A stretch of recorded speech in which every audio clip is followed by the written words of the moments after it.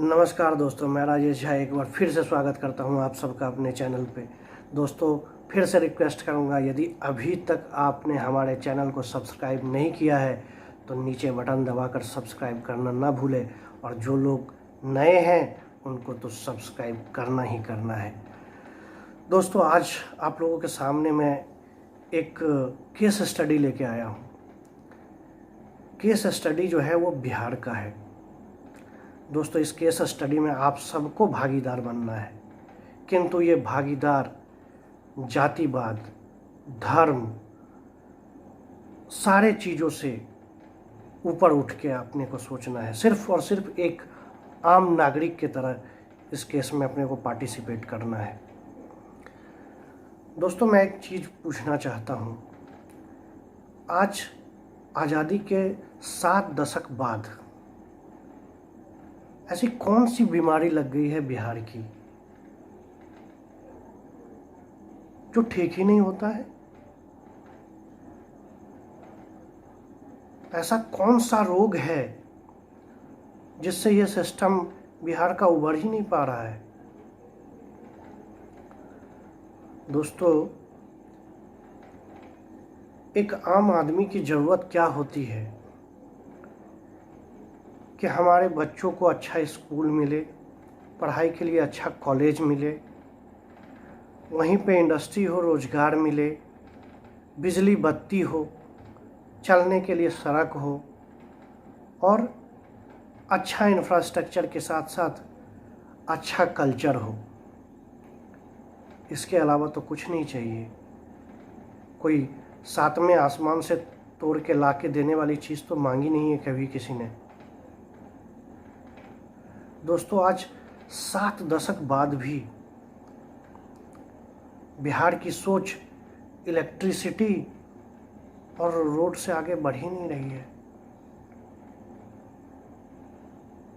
छोटे से छोटे राज्य डेवलप होके कहाँ से कहाँ चले गए। हम आज भी वहीं खड़े हैं। दोस्तों, एक एक पार्टी ने 10-10, 15-15 साल तक शासन किया है, और कितना टाइम चाहिए डेवलपमेंट के लिए, और कितना समय लगेगा? सरकारें आती है, सरकारें जाती है, फिर से लौट के आके देखो जहाँ से चले थे वहीं पे खड़े हैं। आखिर क्या डेवलपमेंट हो रहा है? आप उठा के देख लो लिस्ट। पिछले 25-30 साल में कितने मेडिकल इंजीनियरिंग कॉलेज खुले हैं बिहार में, कितने इकोनॉमिक जोन बने हैं, कितने इंडस्ट्री लगे हैं।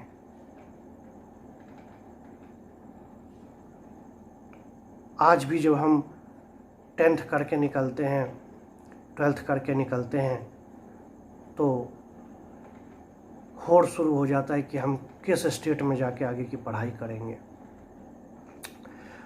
पढ़ाई ख़त्म होता है तो हम किस स्टेट में जाके नौकरी करेंगे, और जब नौकरी मिल जाती है तो हम कहाँ घर बना के बसेंगे।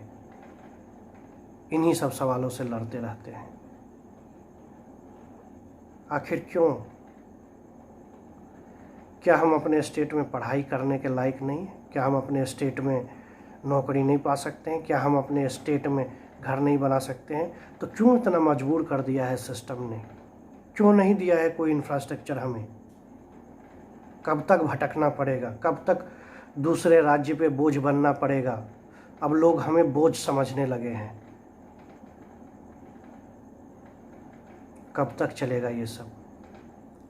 ये मेरी नहीं, हर एक घर की यही कहानी है।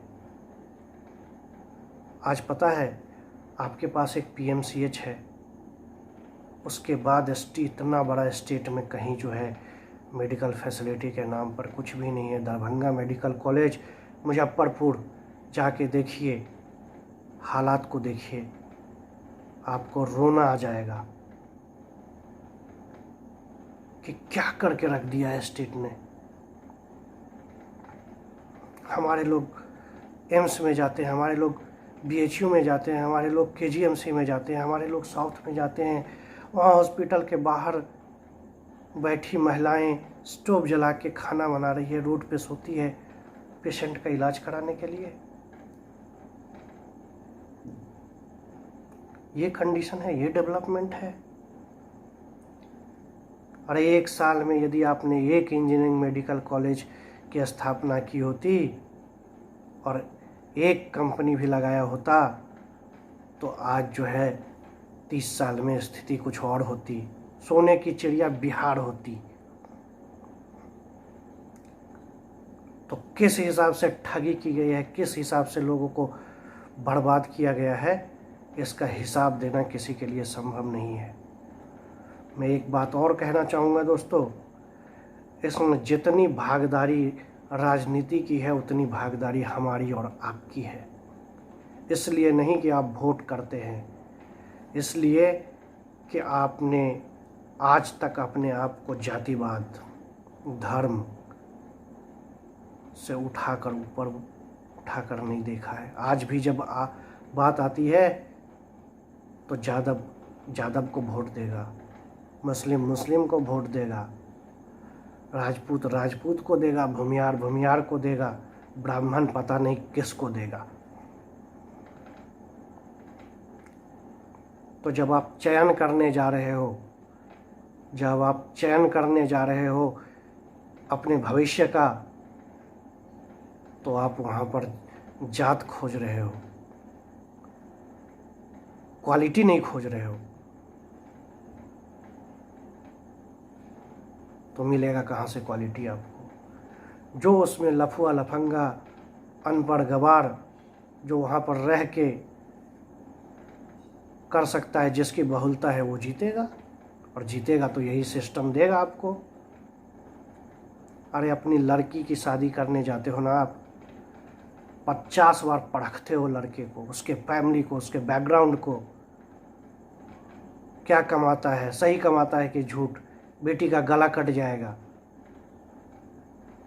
और यहाँ पूरे राज्य का ही गला कट जाए तो कोई फर्क नहीं पड़ता है। एक उमंग सा होता है, दौड़ जाओ पीछे जात के, दौड़ जाओ पीछे धर्म के। ऐसे कुछ नहीं होगा। आने वाले अगले 50 साल में चैलेंज करके कहता हूँ, कुछ नहीं बदलेगा, सिर्फ और सिर्फ पलायन होगा बिहार से। और बढ़ेगा तो जातिवाद बढ़ेगा और फलेगा फूलेगा। लड़ाओ, राज करो। सोचने का समय है कि आखिर ऐसा क्यों। और ये भी सोचिए कि बदलाव आएगा कैसे। ये बदलाव आप लाएंगे, ये बदलाव मैं लाऊंगा।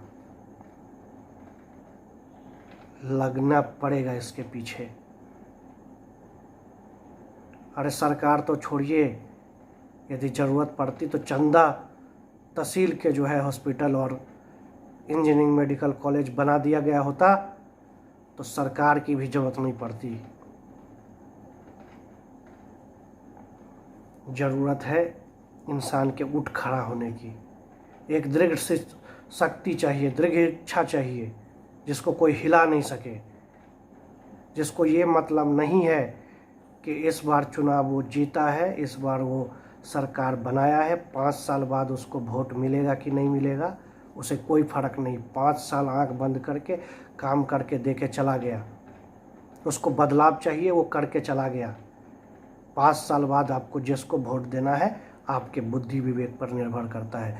जिस दिन ये सोच वाला आदमी आएगा ना आपके बीच, तभी बदलाव आएगा। और इसके लिए हमको आपको उठ खड़ा होना पड़ेगा। दोस्तों, आप लोगों के सजेशन का वेट करूंगा, मैं इंतज़ार करूंगा कि सजेस्ट करिए कि कैसे बदलाव आ सकता है, कौन उस चिंगारी को आग देगा, कौन उठ खड़ा होगा। बहुत टाइम निकल गया, बहुत नुकसान हो रहा है स्टेट का। छोटा से छोटा देश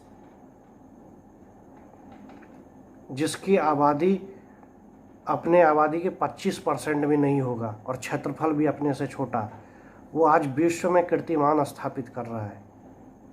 और हमें भी तो एक स्टेट का पूरा ओनरशिप मिलता है चलाने के लिए। किसी ने हाथ नहीं पकड़ लिया है कि आप डेवलपमेंट नहीं कर सकते, आपके पास ये प्लान है, नहीं होगा। किसी ने नहीं पकड़ रखा है। यदि करना चाहें तो सब कुछ हो सकता है, और नहीं करना चाहें तो कुछ नहीं हो सकता है। होने को कोरोना के घनघोर समय में भी चुनाव होता है, और उस घनघोर समय में स्कूल बंद होता है, कॉलेज बंद होता है। तो सबसे ज़्यादा जरूरी चुनाव होता है। सोचिए, इंतज़ार रहेगा आपके जवाब का।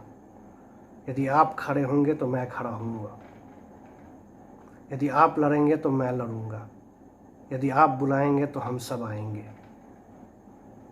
यदि आप तैयार हैं, यदि हर एक जनमानस ये कह दे, वो भूल जाएगा जातिवाद, वो भूल जाएगा धर्म को, काम करेगा स्टेट के डेवलपमेंट के लिए, तो चिंगारी फूटेगी। मेरा पूर्ण भरोसा है। इंतज़ार रहेगा आपके जवाब का। जय हिंद, जय भारत।